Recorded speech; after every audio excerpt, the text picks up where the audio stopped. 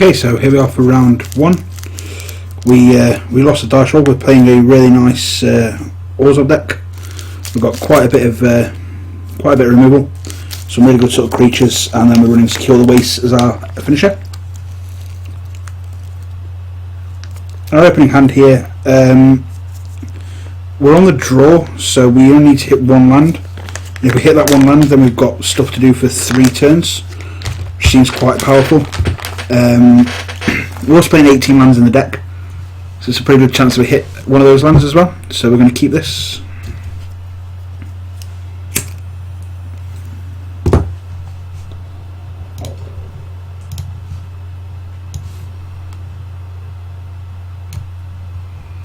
I always like to keep my sort of chat window to the side as well.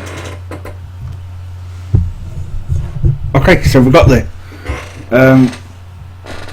We don't have any double white or double black spells early in the game, but we're going to lean on Swamp here and just sort of see where we go from there.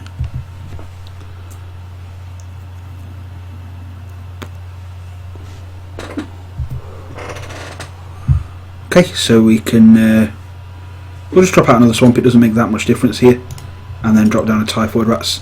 The Foul Tongue Invocation will be really good with us having the Dragon as well.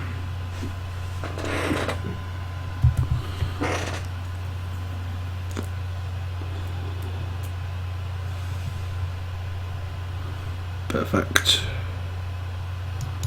Dragon Bell Monk I'm not too worried about at this point in time.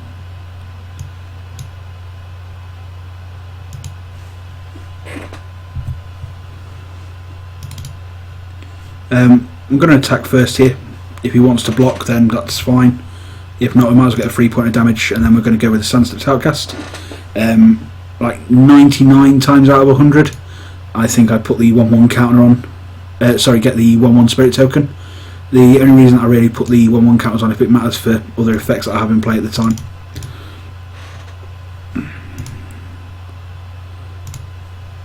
Make ourselves a Spirit here.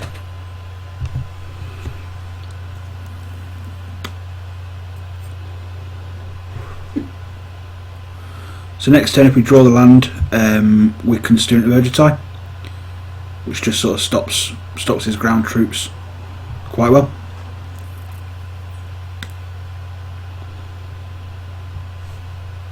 Perfect. Hardcast Goblin Heel Cutter, not a problem at all.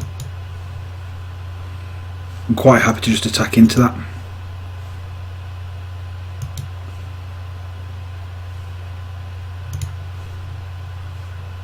Even better. So here we're just going to pacify the Heel Cutter and attack with the team.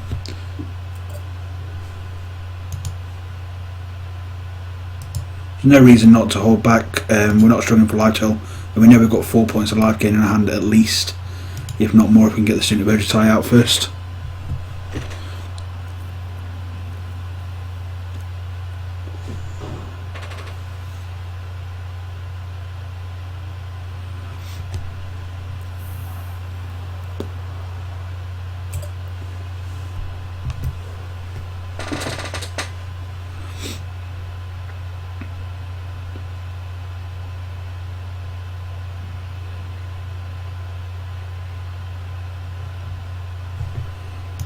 Perfect.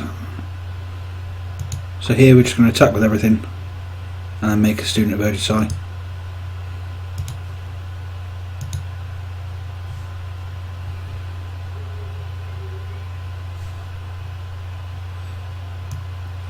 It is a bit of a bad thing that we've got the Thread Invocation and the Pacifism together, because you can just sacrifice the Heel Cutter. I'm expecting a trick here from him, but that's fine.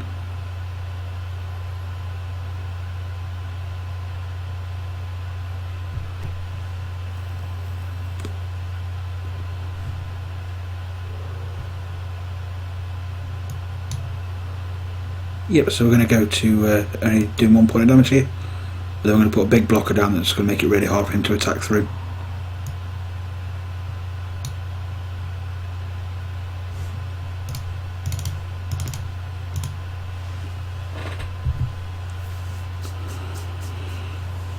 Next turn we can Risen Executioner.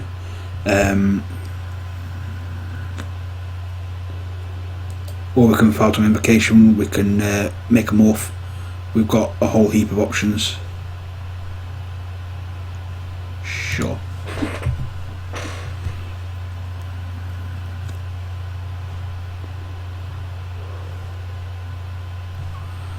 So we've only got the 1 point of damage at the minute, which isn't quite enough. I'm going to make the morph here.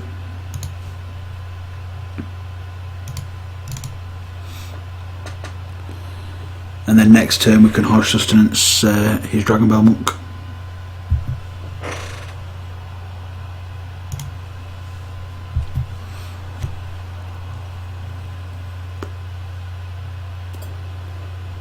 If he attacks, we're almost certainly not blocking.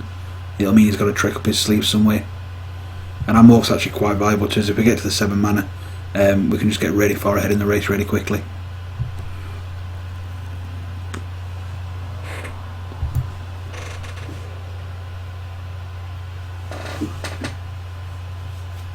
Does make it a little bit awkward for the harsh sustenance.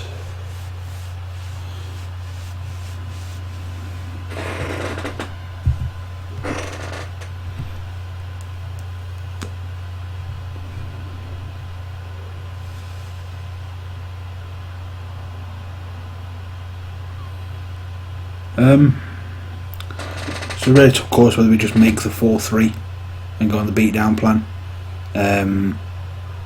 or if we want to sort of bolster that flyer. Doesn't mean we've got 3 2-2s, but he has a 2-3 flyer, so it's probably not the best plan for us right now. The Executioner seems like a pretty solid card for us to be playing. You can attack into his board and it at least trades with everything.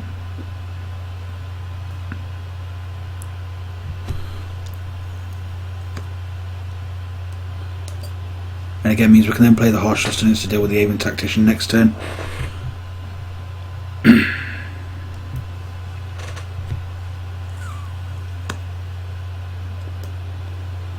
We are getting a little bit mana screwed here. We should at this point be able to start and play sort of 2-3 spells a turn, but that's just not really happening for us. But it's fine. I don't feel like we're particularly losing the game at the minute.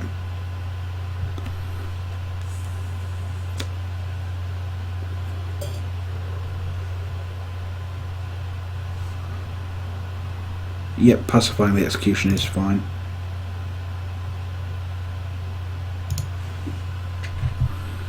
He's going to get quite a big swing here for 6, but then we can untap, kill one of his men.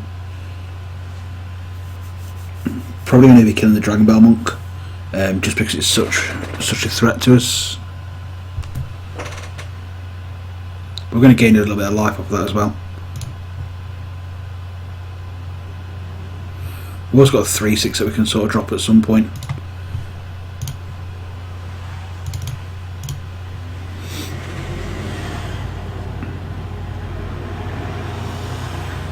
Any spell here just sort of blows us out, but at least it's one less spell in his hand. He's only got 1 card up in his hand as well.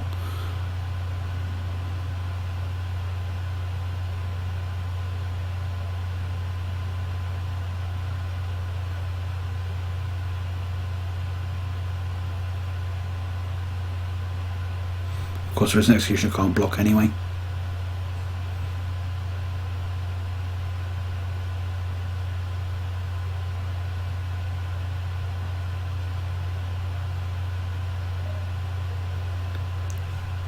Making the morph does make our Phantom Shriek a little bit worse, especially since he's now killing our dragon. This isn't going at all well for us. We have to block next turn. It's strange he's gone for that line instead of just attacking us with the Sarkhan's Rage.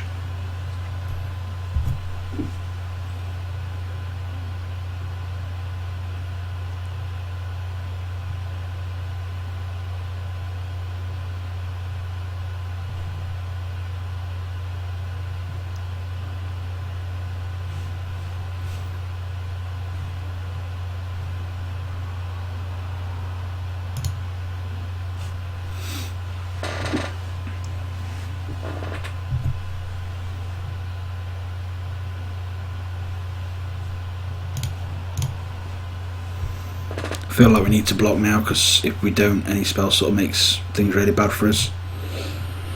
Okay, so we've got 4 cards that we can sort of get rid out of our graveyard. 5, 6, 7, 8, 9. But we don't have anything to sort of deal with this flyer at that point in time. Although we can get back the outcast, and that gets us something for next turn. And I think that's probably our best line of play here. Or in fact, no, we'll get the dragon back.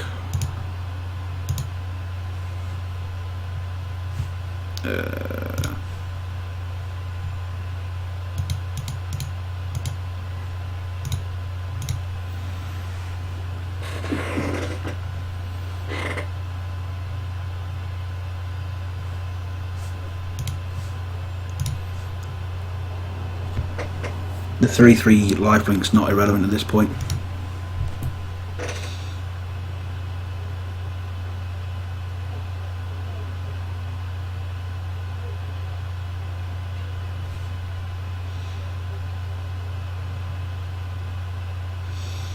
Not entirely sure. This is a zombie as well, which I hadn't seen before, so it makes our man quite big. If he has the pump, then we're just dead, or the burn spell. He doesn't, which is good for us. Just going to cast the dragon here. And then we've got 2 removal spells in hand, although one of them is not going to hit anything.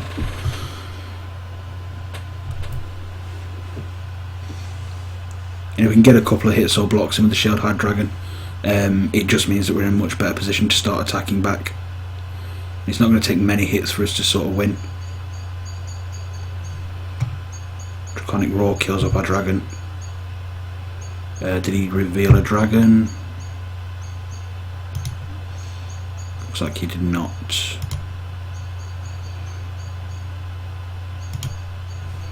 This guy's got a lot of burn in his deck.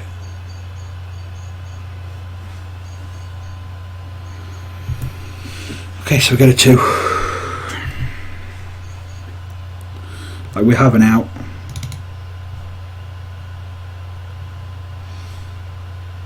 Just going to have to pass the turn here.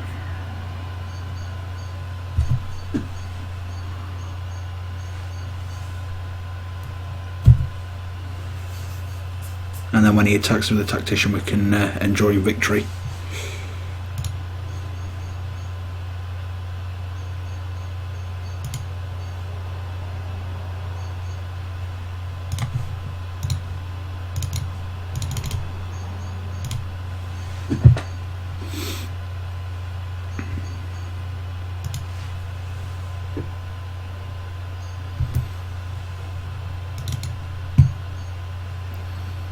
Okay, so we can make another man. And we can hold up the Phantom Invocation for if we need it. But he does give us a bit of a better sort of ground force at the minute now. Still don't feel like we can start attacking yet.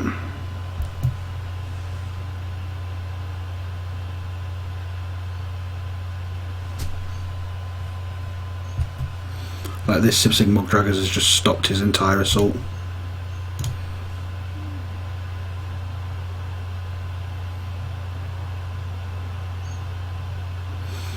I'm just going to attack with the Sandcrafter Mage here, because if he wants to trade, although if he's got any spell in hand, we can again get blown out by that. He's down to 1 card in hand. I suspect that's probably going to be a land.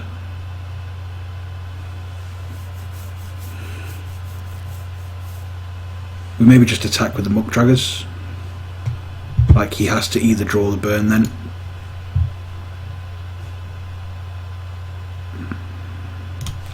Yeah, we're going to go in with the Muck Draggers here, because at worst he finds a way to make us trade. And this puts him on a bit of a clock as well.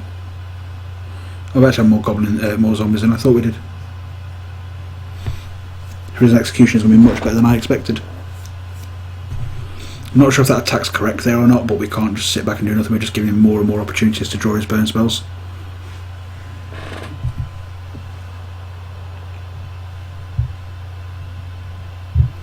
Okay, so we can Sidisi here.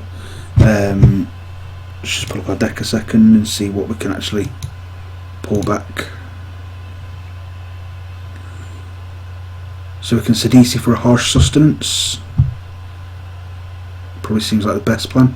This is 5, 1, 2, 5, 6, 7, 8. Yep, we've got exactly enough mana to do it.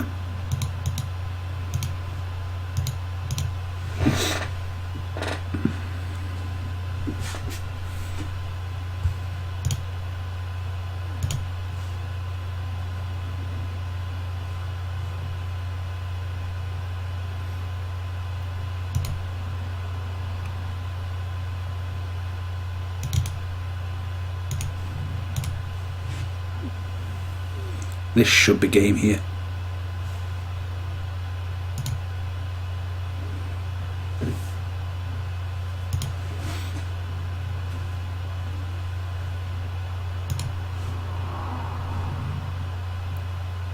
Yep, Harsh Justin is by far our best plan.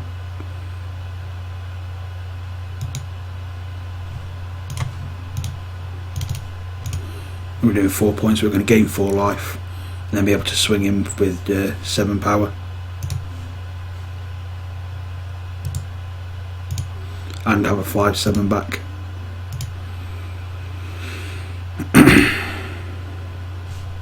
Perfect. So game 1 went kind of according to plan. That's what we want to be seeing here. So is there anything that we want to sort of bring in? Like the Ocean Cleric might be good here. It's got a lot of sort of 2/2s. Dragon's Eye Sentries just block for days as well. Like, I think we want to lower our curve down a little bit against this deck.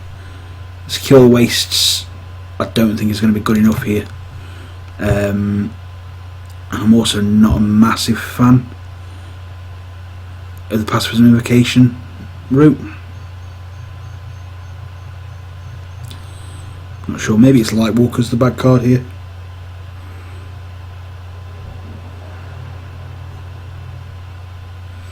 Like, there is an Execution, there's so much work in this deck that I can't sort of take it out.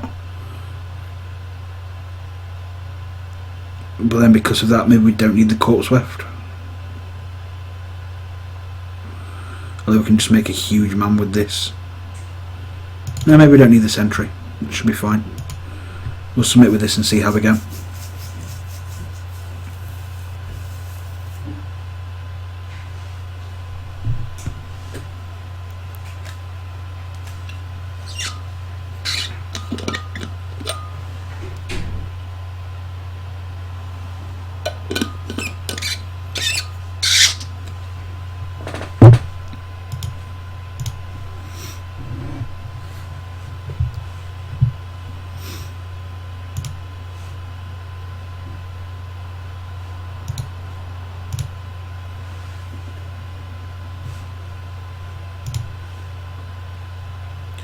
So our opponent's taking quite a bit of time to think about their sideboarding.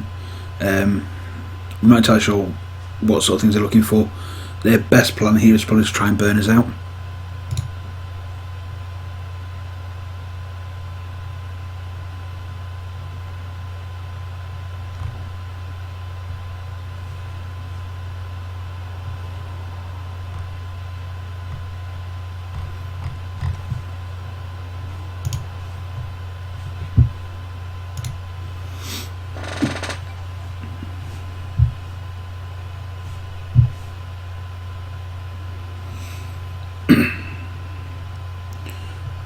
This hand's terrible. We need to draw a white source by turn 2, which doesn't seem great, so we're going to mulligan this down. That's not much better either. Okay, this keepable hand, we've got a turn 1 and a turn 2 play, so we should be okay for the early game at least.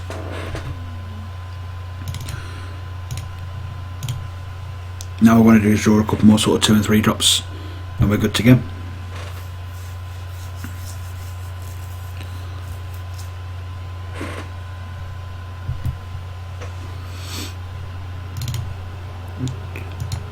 I'm going to attack in here because if he wants to block, then I'm more than happy to make that trade.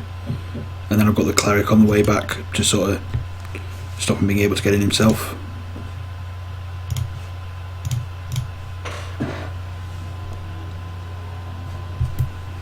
Yeah, this seems fine. And next turn, if nothing else happens, we can sort of Harsh Sustenance away his his herald.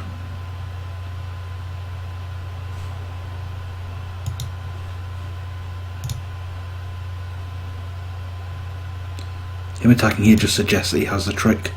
I'm in no rush to sort of lose my 2 creatures I do have, and we can race quite nicely here anyway. Perfect, so we're going to plan for next turn as well. Sustenance this away now.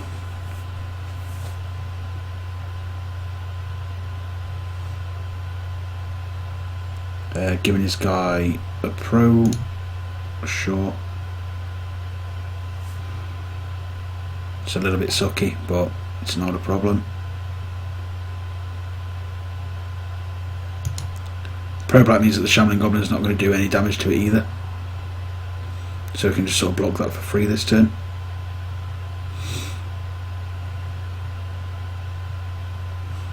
But the Cleric can still get in. There's not much point getting the Cleric in, it's not going to do anything here. We might as well hold it back so we can sort of block. This guy's going to be pro black anyway, so the Shambling Goblin can't target it. It just stops me sort of having that interaction.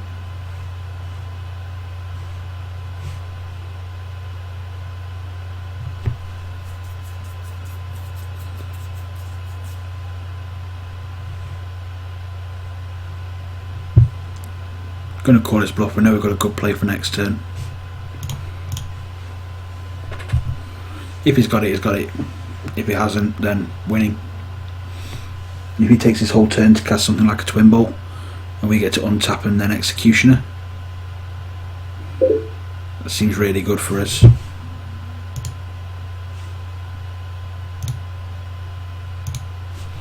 Yep, he made a morph, that's fine.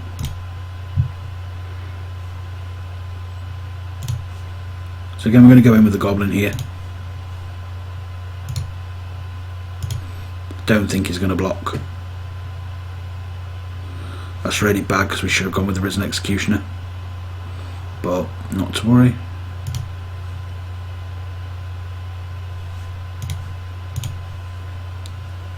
Trading morph 1 there is perfectly fine.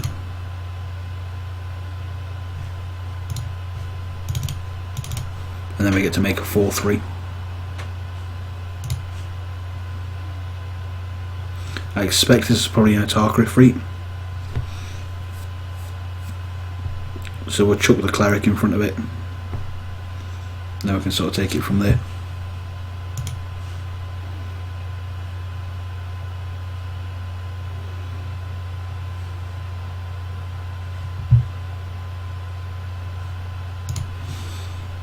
Hardened Berserker, fine. We can beat that.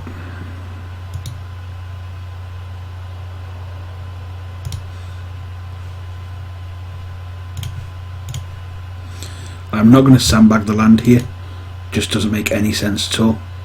I'm probably not going to attack either, because he just blocks it with the Hardened Berserker. And that's a trade that I think any of us would be happy to make.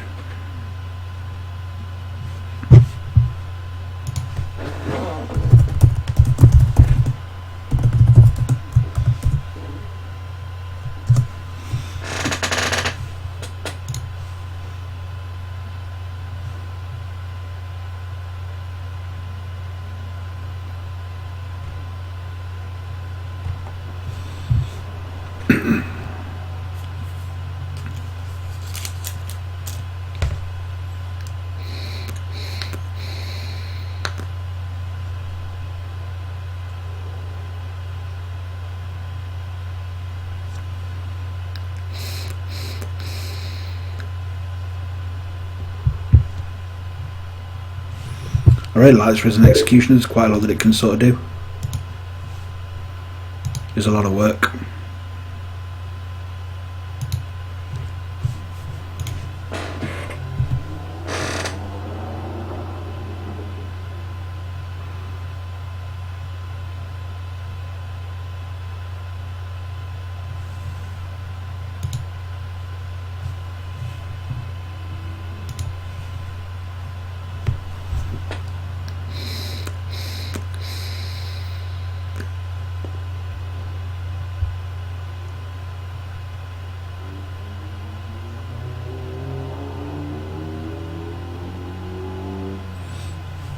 So if he's attacking here, he has a 4 mana spell.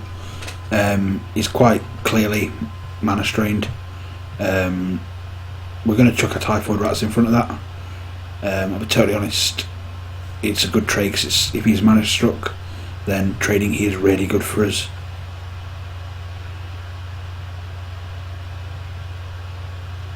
Not sure what he's doing with mana that he's added in response, but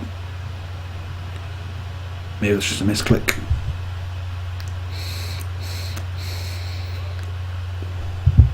Sure. I'm not going to be blocking that then if he's tail slashing away the rats. Perfect. Sandcrafter Mage is going to bolster itself.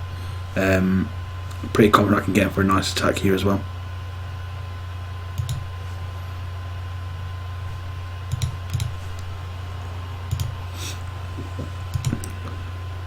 The longer we sit back, the more time we're giving him to get out of it.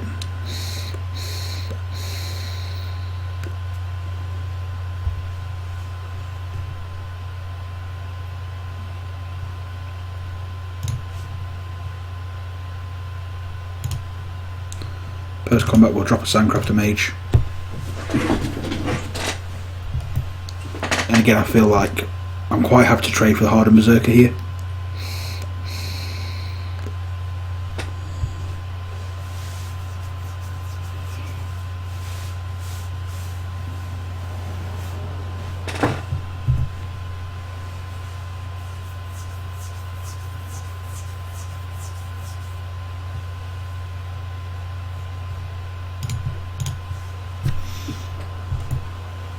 We're trading a 3-drop for a 3-drop, which seems legitimately fine. Sure, 4-3. He's probably happy making this trade, but then that puts us really behind on board.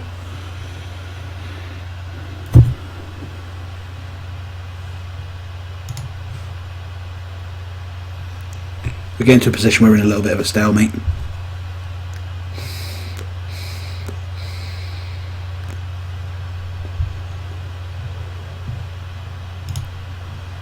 Okay, it's going to make it so our cleric can't block.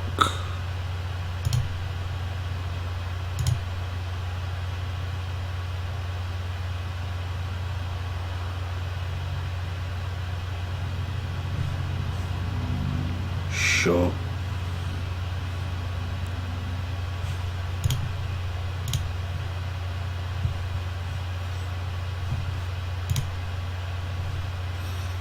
I feel like we have to block the heel cutter here. Otherwise he just gets in for so much damage.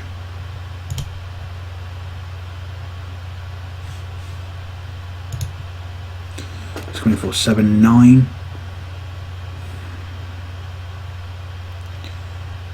We can afford to wait one more turn.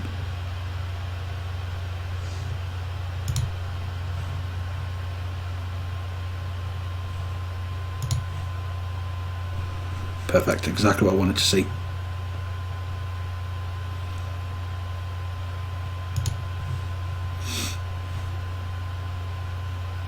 So if we attack here, he says this can't block. We don't attack. This gives us the opportunity to block his morph. I should have blocked his morph last time, to be fair.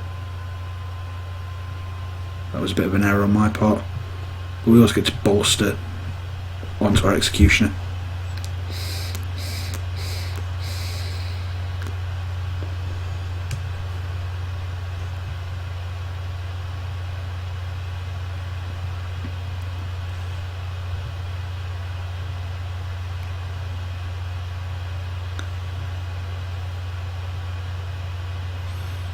Our opponent really seems to be tanking some of these decisions.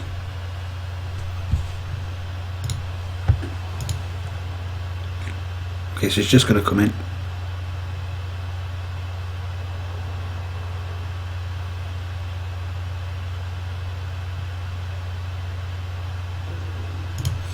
Going to declare blocks first and see what he does. Of course the executioner can't block. I'm just going to bolster onto the cleric here.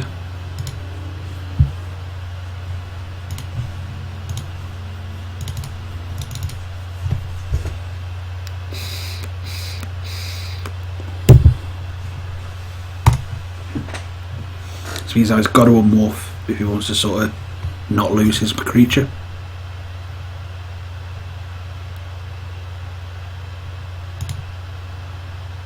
We've now got something that can block that all day. Now, I'm not going to play the land here, I'm going to actually hold it back.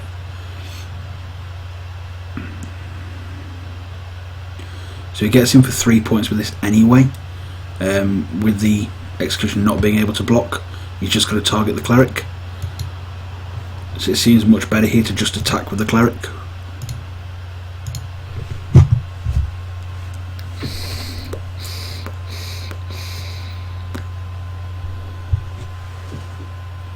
We've got a lot of really live draws in our deck.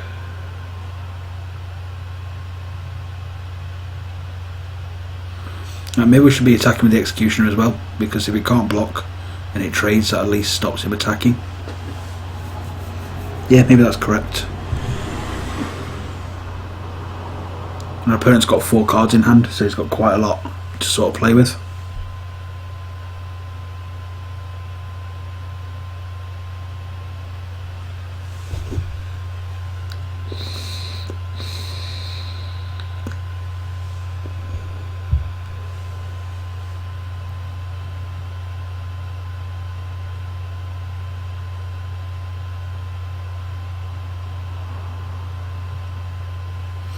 We need to draw something though to be able to get out of this.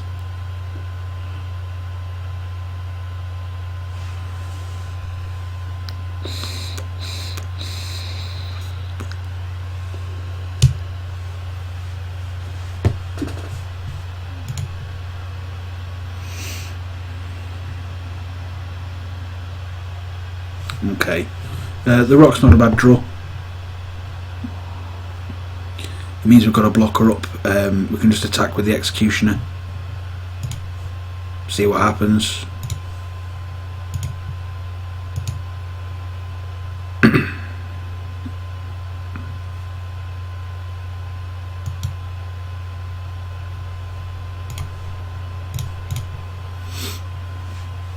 Still going to keep hold of that land. There's no point sort of playing it at the minute. There's nothing in our deck that costs more than 6.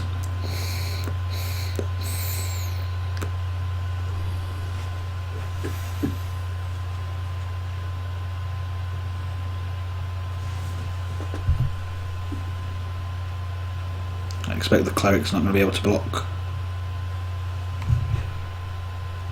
I'm going to block the morph here, purely because if it is the Atarka Freak, he's got the mana up to unmorph it, and that's really bad for us. We need to find something to deal with the heel cutter this turn. We've only got 6 on the way back, so we can't kill him.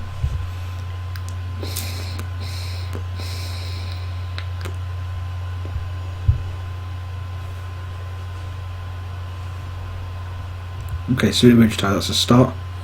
He's still going to get 1 creature through, but it's going to be a 1/3. And this can block his heel cutter.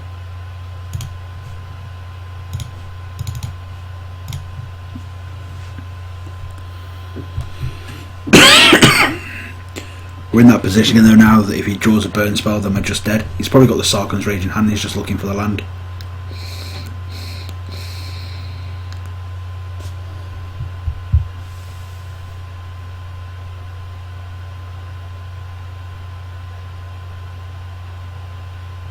This goes to game 3, we're going to have to play really quite quickly.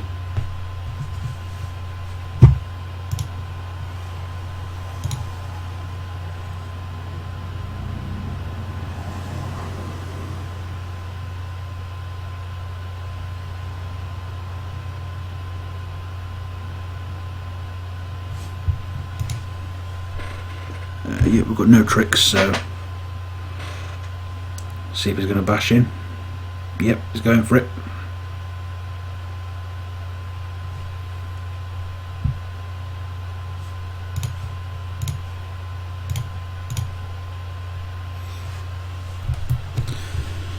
I'm going to take the least amount of damage possible, and if he has the burn spell, then we're just dead. Was that Warflow? Okay, so we're going to go to game 3. On the play, we want to be a little bit more aggressive. Don't have many ways to do that. Like, the cleric was really good for us here, it just sort of stood in the way of things.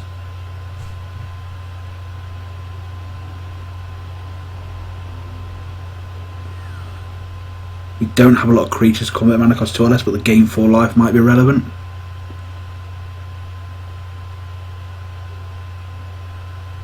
No, I like this configuration. I'm going to stick with it. Maybe we should have played the blue.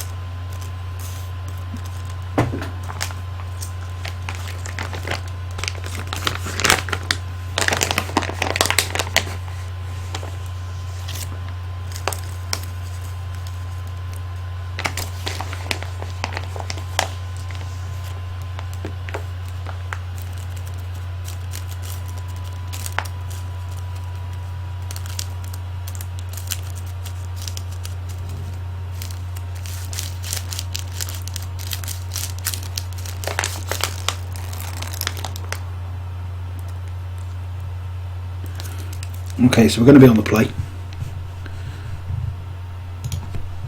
Definitely think we do want to be on the play with this deck, and this hand is as close to perfection as I'm going to get, so we're going to snap keep that.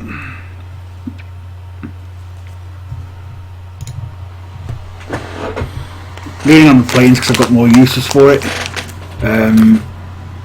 We don't have any double cost spells in the deck.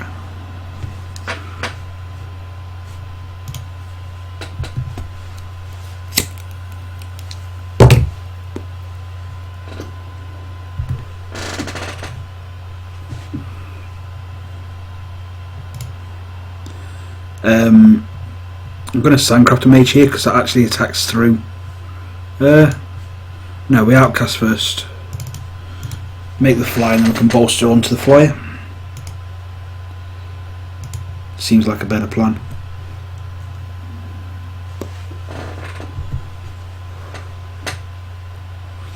Next turn we can play the Sandcraft Mage in the Evolving Wilds, and we settle to Corpse Swept and Pacifism the turn after.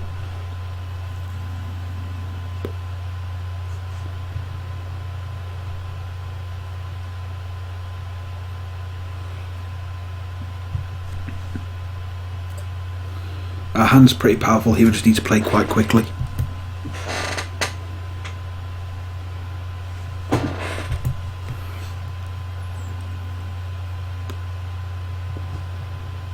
Okay, so he's made the 2-2. I still think the same plan goes ahead.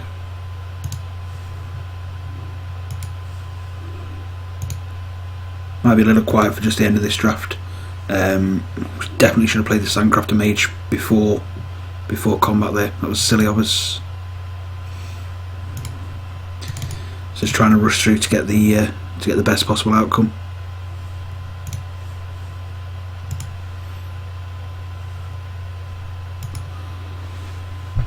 It only costs us 1 point of damage, it's not the end of the world.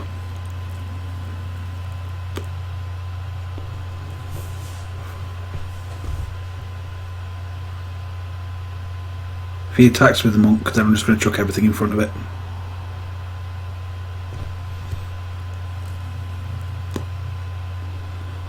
Means we can play the Court Swap next turn. If he kills both our men, then we get to make a 4-4.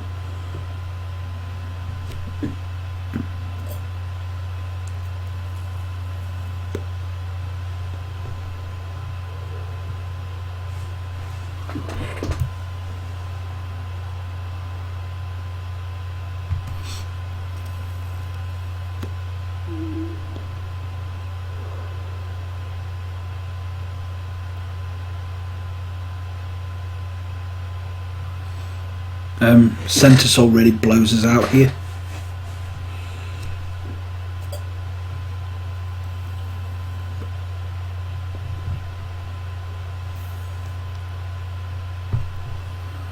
Okay, Student Roadside is fine. I'd rather be doing that in the Evolving Wilds at this point. just going to go in with the flyer.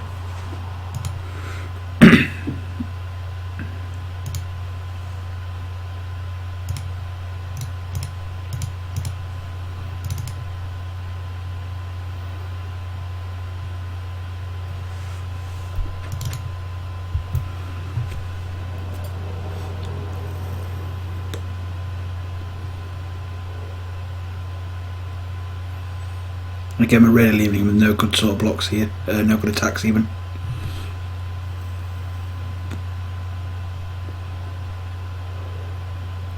If he wants to attack at this point, we're probably just going to take the hit.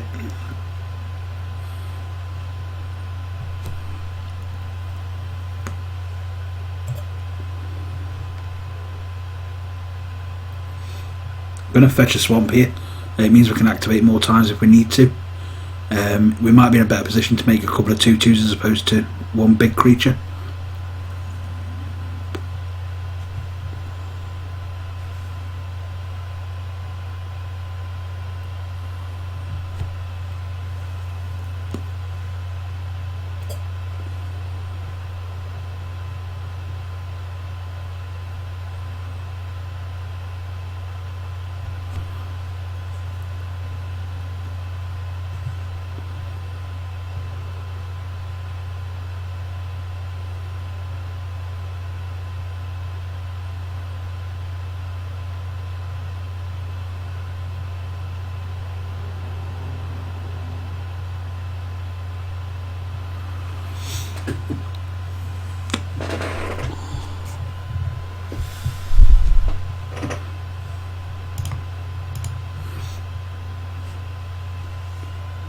Just going to get the swamp and then we can F6 for the rest of the turn.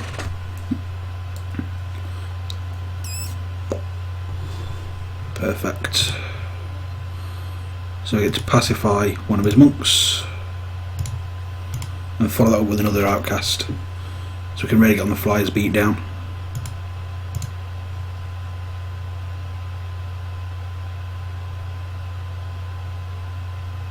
This will be the centre soul for pro white.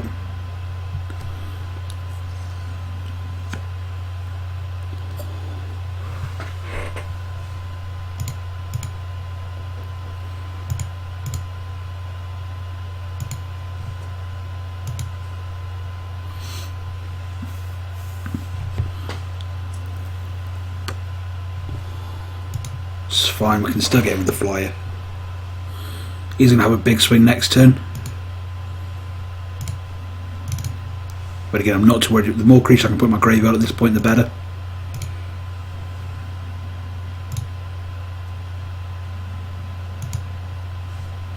It's going to make the core sweeps really good the turn after.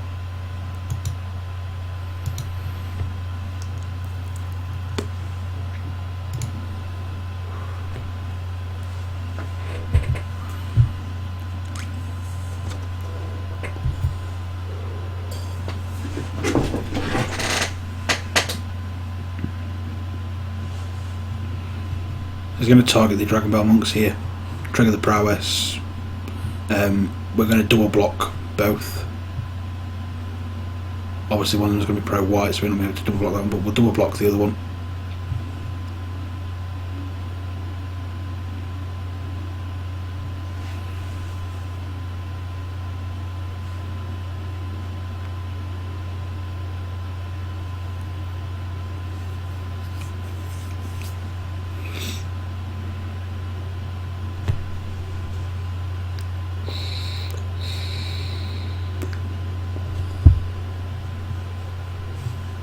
Okay, she's pacifying our 2/2 flyer. That's fine.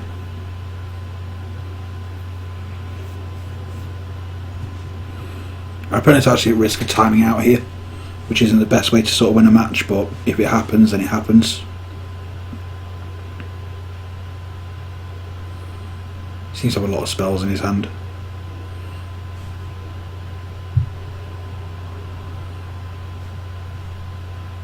But this is trades that we're more than happy to make.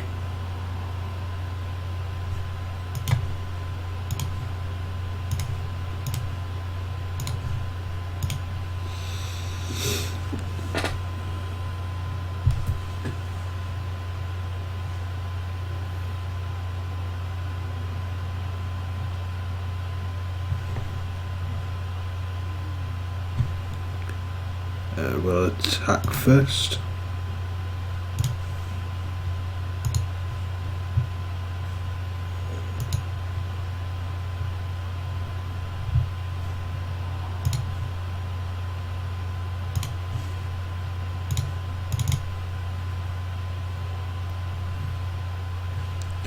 So what have we got? We've got 3 creatures in the graveyard. We can make a 6/6.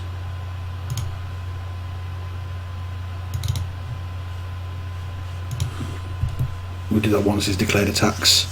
It means if he's got spells, it's much harder for him to pacify a 6/6 or anything silly like that.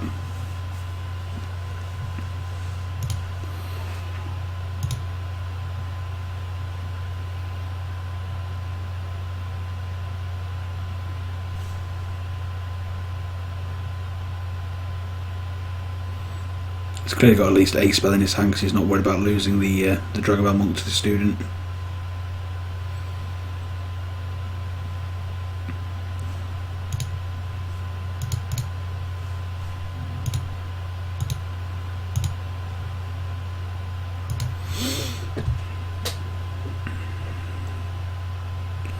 That's fine. Enters the battlefield tap, which I forgot about, but not blocking here. We're at a decent life total, and we've got a decent crackback as well.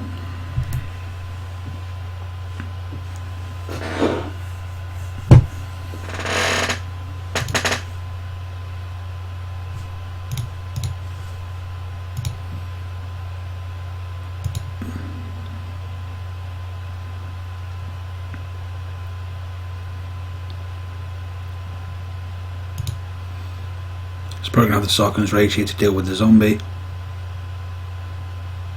Tail Slash. Okay. That's a trade I'm happy to make here.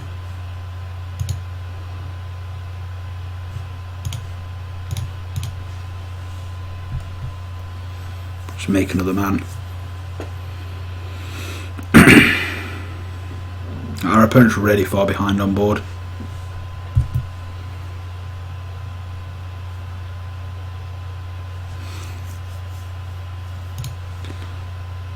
Go in with everything.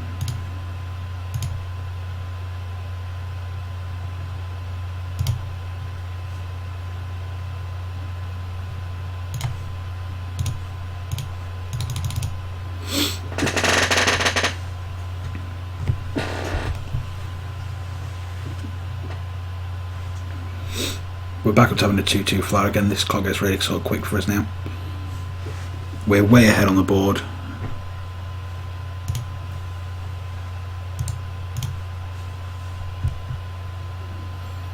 We should hopefully be able to get there just in time with this. So our deck's a lot slower than I expected it to be.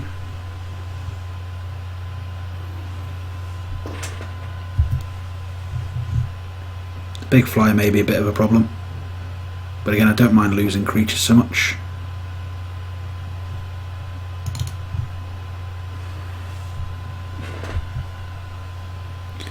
So I don't want to be losing the 2/2 flyer, and if he attacks with them we get a really good swing back.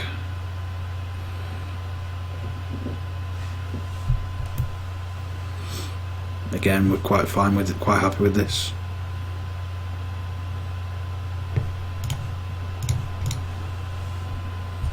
Just going to bide our time and get to a position where we have good attacks. We're in a much better position both on the clock and on life points than our opponent.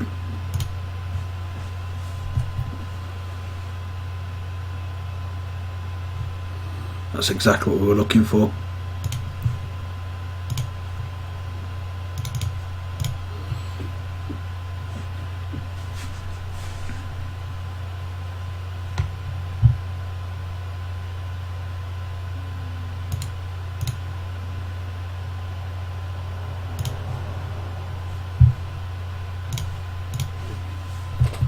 Get him with some flyers. We're on like a 3-turn clock at this rate anyway. Something's going to die. Sure. He's having to use Sarkhan's Rage on a 2/2 token. It looks really good for us.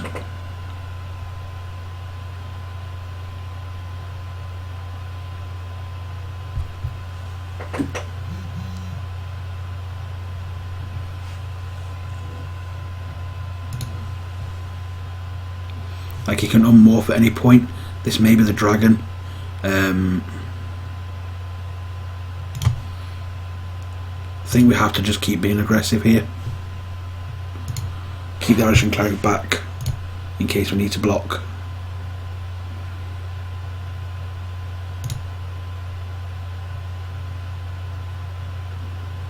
Yep, this is a bit of Storming Dragon. 6/6 Trampler. That's fine. Nothing post combat. We'll just make a 2/2 next turn. Or a 4/4. If he even attacks us.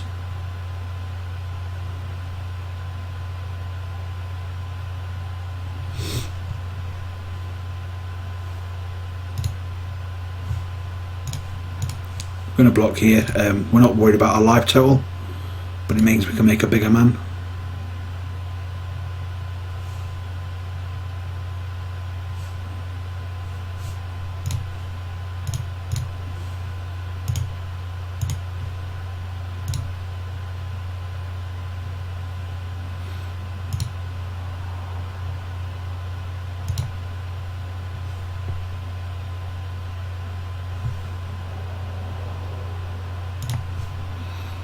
Just going to go in with the team here.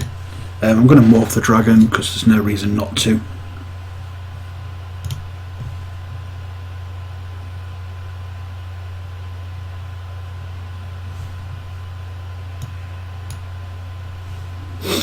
Get rid of Incinerate, try to stop and getting this sort of life gain going.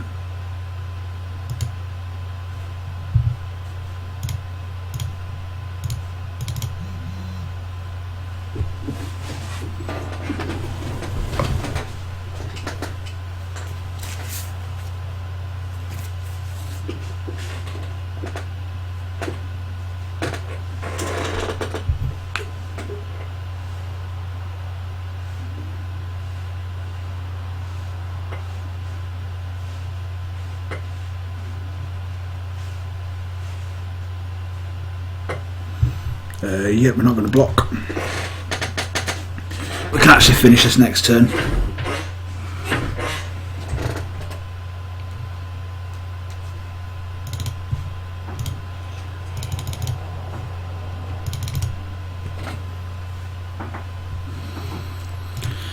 This should be just about enough to finish this now.